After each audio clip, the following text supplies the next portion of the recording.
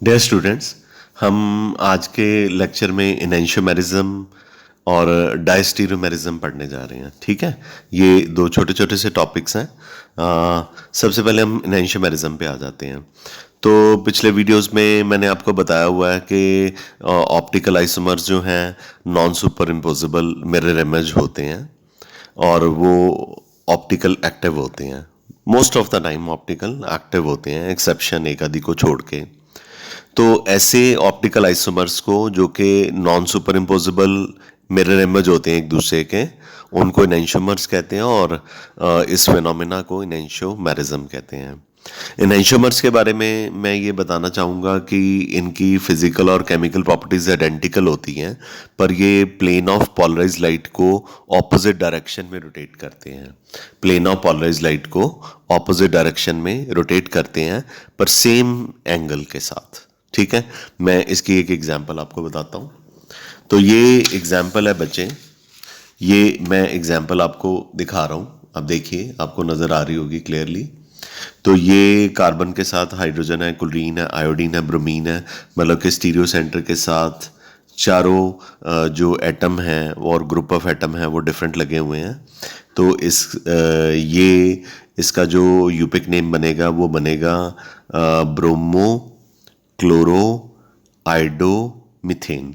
ठीक है, ये है ब्रोमो क्लोरो आइडो मीथेन। ओके, तो ये मिरर है, ये उसका इमेज हो गया। तो ये दोनों ऑप्टिकल आइसोमर्स हैं।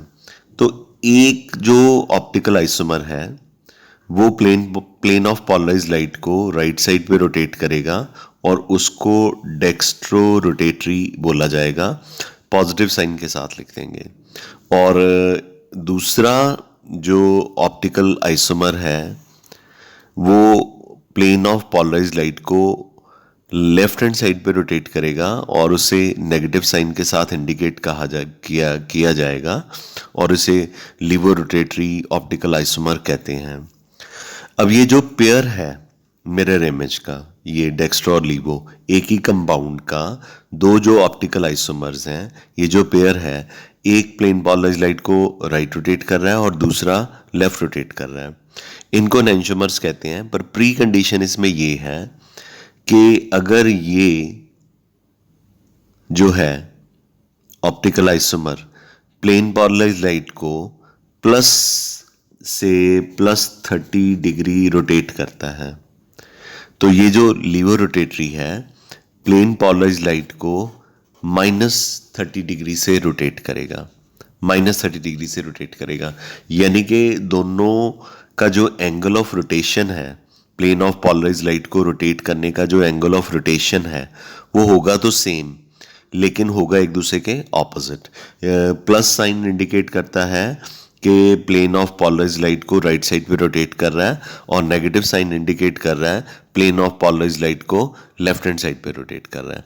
तो ऐसे सब्सटेंसेस को हम क्या कहते हैं? इनेंशियोमर्स कहते हैं।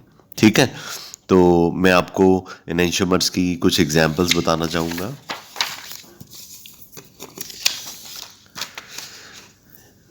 ये जो स्टार का साइन है, ये मैंने पहले भी बताया आपको, ये किसका साइन है? Stereo centre.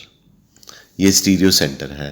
तो इसमें आप देखिए कि 4 एटम या ग्रुप ऑफ एटम है, डिफरेंट है। इस तरफ क्या लगा हुआ है? CH2CH3। इस तरफ क्या लगा हुआ है? Cl। इस तरफ क्या लगा हुआ है? CH3। तो आप कहेंगे कि ये तो 3 हो गए, तो चौथा H भी तो है। 4 बॉन्ड तो होते हैं कार्बन के साथ, तो चारों डिफरेंट एटम या ग्रुप ऑफ एटम लगे होते हैं।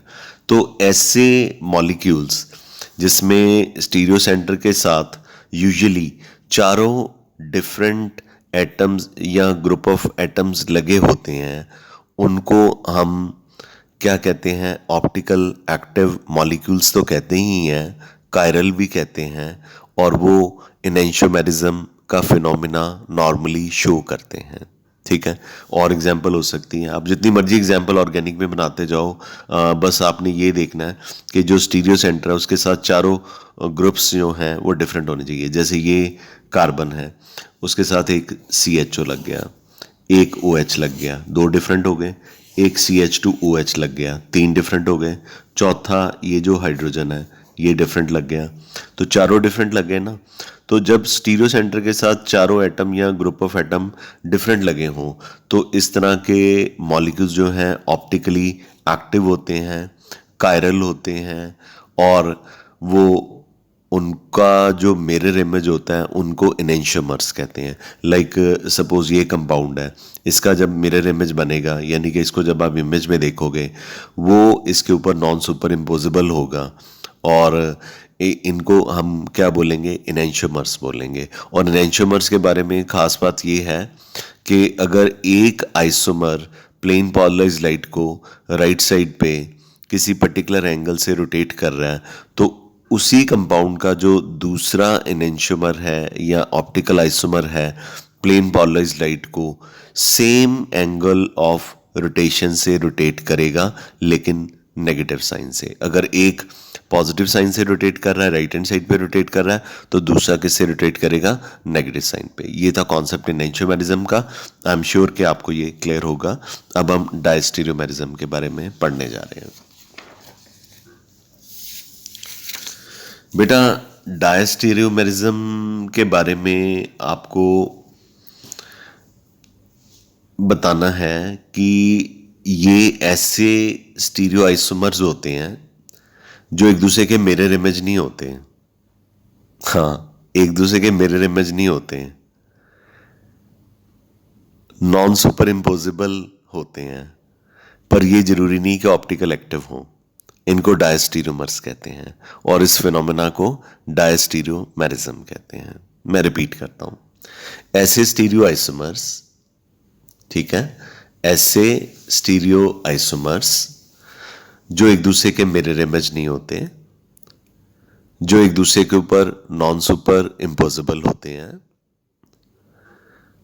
जो इनेंशियोमर्स हो भी सकते हैं, नहीं भी हो सकते, ऑप्टिकल एक्टिव हो भी सकते हैं, नहीं भी हो सकते। इनेंशियोमेरिज्म में जरूरी था कि वो एक दूसरे के ऊपर नॉन सुपर इम्पोजिबल हैं और वो ऑप्टिकल एक्टिव होंगे ही होंगे, ठीक है। और ये और उसमें ये भी था कि वो एक दूसरे के मिरर इमेज होते हैं इनेंशियोमेरिज्म में, पर डायस्टीरियोमेरिज्म में ऐसा नहीं है। तो डायस्टीरियोमर्स जो हैं वो जरूरी नहीं कि एक दूसरे के मिरर इमेज होंगे, और वो ऑप्टिकल एक्टिव हो भी सकते हैं, नहीं भी हो सकते। ऐसे सब्सटेंसेस को डायस्टीरियोमर्स कहते हैं और प्रोसेस को डायस्टीरियोमेरिज्म कहते हैं। तो मैं इसको एग्जाम्पल की हेल्प से बता रहा हूँ।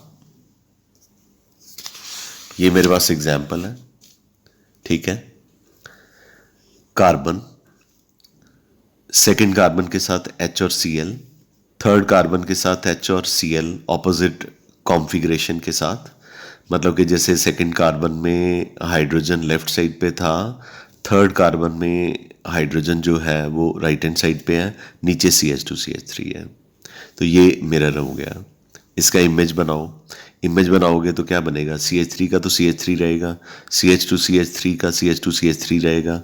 सेकंड कार्बन पे जो H और Cl है, इसकी कॉन्फ़िगरेशन चेंज हो जाएगी, Cl और H हो जाएगा। और थर्ड कार्बन पे भी Cl और H की कॉन्फ़िगरेशन जो है H और Cl हो जाएगी। तो हम कहेंगे कि 1 और 2 ये नॉन सुपर इम्पोजिबल हैं, 1 एंड 2 नॉन सुपर इम्पोजिबल हैं, और क्या हैं, इनेंशियोमर्स हैं, राइट। अब हम क्या करते हैं, इसी कंपाउंड की कॉन्फ़िगरेशन में कुछ चेंजेस करते हैं। चेंजेस ये करते हैं कि ये जो फर्स्ट कंपाउंड है, इसमें सेकंड कार्बन में लेफ्ट पे H है, राइट पे Cl है, थर्ड कार्बन पे Cl लेफ्ट पे है और H जो है वो राइट पे है।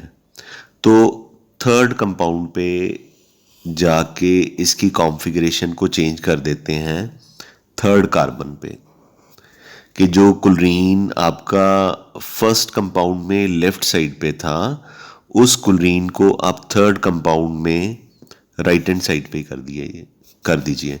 मतलब दोनों क्लोरीन एक ही तरफ कर दीजिए। पहला कंपाउंड देखिए पहले दोबारा से, इसमें H लेफ्ट और Cl राइट पे है, थर्ड कार्बन पे Cl लेफ्ट और H राइट पे है। अब थर्ड कंपाउंड में आ जाइए। मैंने क्या किए, दोनों H एक तरफ कर दिए, दोनों Cl एक तरफ कर दिए। अब ये मेरा थर्ड कंपाउंड बन गया। इसका मैं इमेज देखूंगा तो ऑब्वियसली इमेज में CH3 तो CH3 रहेगा।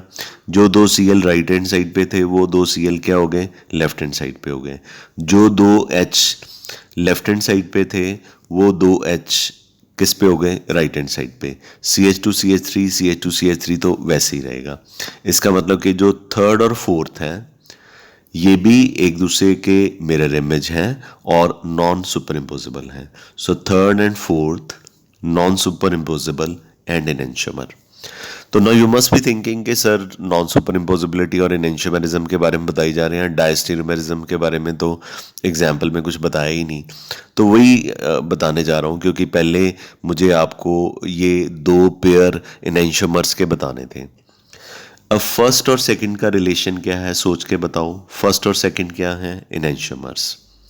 थर्ड और फोर्थ का आपस में क्या रिलेशनशिप है, वो भी क्या है, एनेंशियोमर्स। अब फर्स्ट और थर्ड ध्यान से देखो, फर्स्ट और थर्ड क्या वो एक दूसरे के मिरर इमेज हैं। देखिए फर्स्ट में Cl राइट साइड पे था सेकंड कार्बन पे, और थर्ड कार्बन पे Cl जो था लेफ्ट साइड पे था। थर्ड में दोनों Cl जो हैं राइट हैंड साइड पे आ गए। इसका मतलब कि थर्ड और फर्स्ट है तो नॉन सुपर इम्पोजिबल, पर वो एक दूसरे के एनेंशियोमर्स नहीं है। तो फर्स्ट और थर्ड जैसे कंपाउंड जो एक दूसरे के ऊपर नॉन सुपर इम्पोजिबल है पर एनेंशियोमर्स नहीं है, उनको डायस्टीरियोमर्स कहते हैं। इसका मतलब 1 and 3 are diastereomers, 1 and 4 are diastereomers, 2 and 3 are diastereomers, 2 and 4 are diastereomers. तो डायस्टीरियोमर्स फिर क्या है, डायस्टीरियोमर्स पहले 1 और 3 दोबारा से समझते हैं। 1 और 3 इनका स्ट्रक्चर सेम है, पर ये एक दूसरे के ऊपर नॉन सुपर इम्पोजिबल भी हैं, पर 1 और 3 एक दूसरे के मिरर इमेज नहीं है, तो ये डायस्टीरियोमर्स है। ठीक है, अब 1 और 4 पे आ जाइए। 1 और 4 पे आ जाते हैं। 1 और 4 मॉलिक्यूलर फॉर्मूला सेम है, स्ट्रक्चर भी सेम है, क्योंकि सेकंड कार्बन पे Cl और H है, थर्ड कार्बन पे ClH है। इसमें भी फर्स्ट में भी फर्स्ट कंपाउंड में भी सेकंड कार्बन पे H और Cl है और थर्ड कार्बन पे ClH है। लेकिन फर्स्ट और फोर्थ को ध्यान से देखो, क्या फर्स्ट और 4 एक दूसरे के मिरर इमेज हैं? फर्स्ट और 4 क्या एक दूसरे के मिरर इमेज हैं? नहीं है। क्या वो नॉन सुपर इम्पोजिबल है? हाँ है। तो क्या वो नॉन एनेंशियोमर्स होंगे? नहीं। तो इसका मतलब फर्स्ट और 4 नॉन सुपर इम्पोजिबल है, नॉन एनेंशियोमर्स है, और जो नॉन सुपर इम्पोजिबल है, नॉन एनेंशियोमर्स है, उनको क्या कहते हैं, डायस्टीरियोमर्स कहते हैं। और डायस्टीरियोमरिज्म इसी प्रोसेस को कहा जाता है। I am very sure this is very clear to you. बाकी ये जो नोट्स मेरे आपको मिलेंगे, तो इसमें आपको जब आप लिखोगे अपने हाथों से तो ये बहुत ही क्लियर हो जाएगा। बहुत ही सिंप्लीफाइड करके सारा कुछ इसमें लिखा हुआ है। इसकी मैं डेलिबरेटली आपको PDFs नहीं भेज रहा। ठीक है, ओके, थैंक यू।